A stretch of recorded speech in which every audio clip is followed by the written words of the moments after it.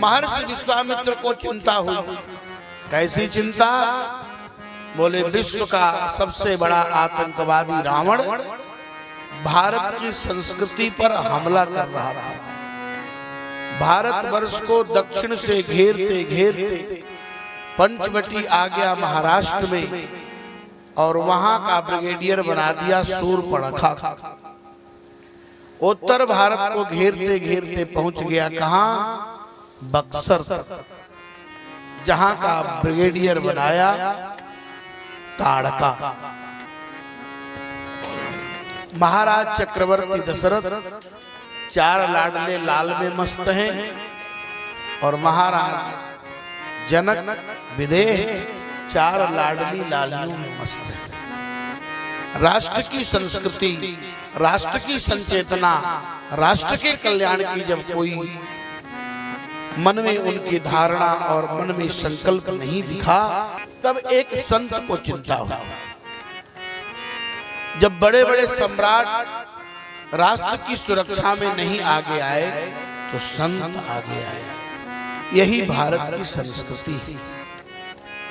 और आए तो उन्होंने बहुत चिंता किया, और उनकी चिंता समाज के लिए चिंतामणि हो गई। परिणाम क्या हुआ?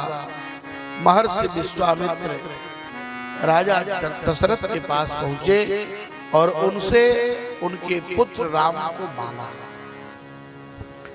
एक यज्ञ का मन में संकल्प लेकर गए और महाराज दशरथ से मांगे,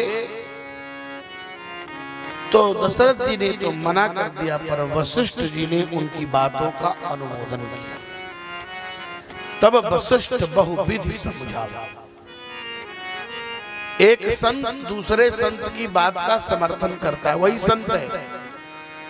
अगर एक संत दूसरे संत की बात का खंडन कर रहे हैं, इसका मतलब उसमें कहीं न कहीं कुछ कमी है। लेकिन संत के रूप में कोई होकर और संत का आचरण न हो, तब तो ऐसे लोगों की बातों का खंडन होगा। विश्वामित्र जी महाराज की बातों का समर्थन किया, तो पहली बात तो ये हुई कि वशिष्ठ और विश्वामित्र स्वयं जुड़ गए। ध्यान से सुनेंगे। हजारों वर्ष पुरानी दुश्मनी खत्म। यज्ञ के संकल्प के परिणाम से श्री विश्वामित्र जी राम जी से जुड़ गए। एक यज्ञ के संकल्प का परिणाम जो अहल्या जी को गौतम से जोड़ दिया। अहल्या और गौतम जुड़ गए। एक यज्ञ का संकल्प जो श्री सीता जी को भगवान श्री राम से जोड़ दिया।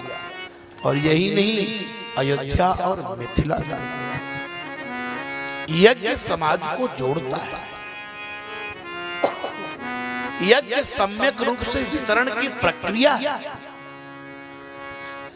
यज्ञ एक ऐसी व्यवस्था है जिसमें सबको कुछ न कुछ हिस्सा और भाग मिल जाता है। हम लोग ज्ञान यज्ञ में बैठे हैं। राजा प्रजापति दक्ष ने यज्ञ तो किया, परंतु यज्ञ के नाम पर दिखावा था। आप कहेंगे इसका कोई प्रमाण है?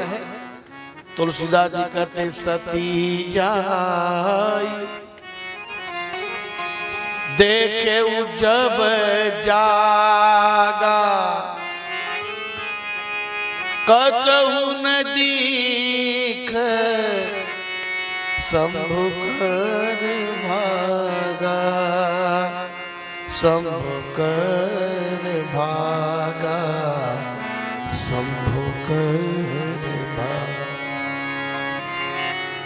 तुलसीदास जी महाराज कहते हैं प्रजापति दक्ष ने यज्ञ नहीं किया। क्यों? क्योंकि सबसे बड़ी गलती हो गई, भगवान शिव का विरोध किया।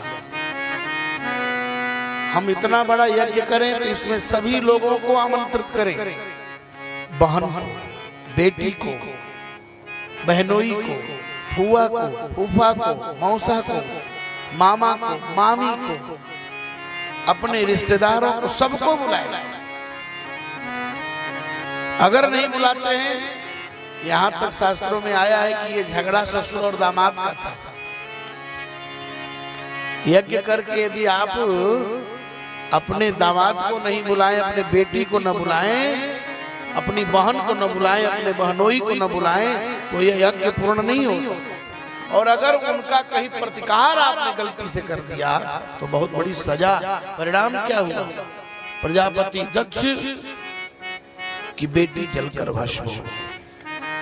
अपने रिश्तेदार, अपने दयाद, अपने पटीदार, अपने सबको जोड़िए। ये जुड़ने के लिए हो रहा है। इतने लोग यहाँ उपस्थित हैं, इसका मुख्य कारण क्या है? बोले भागवत का यज्ञ। अगर यज्ञ नहीं होता तो हमारे राजेंद्र पाठक जी, राजेंद्र भैया तो यहाँ एक और दिन नहीं टिकते, और 7 दिन से डेरा डंडा डाल के पड़े हुए, 4 दिन तो हो ही गया मेरे साथ। यज्ञ का मतलब है जो समाज को जोड़ता है।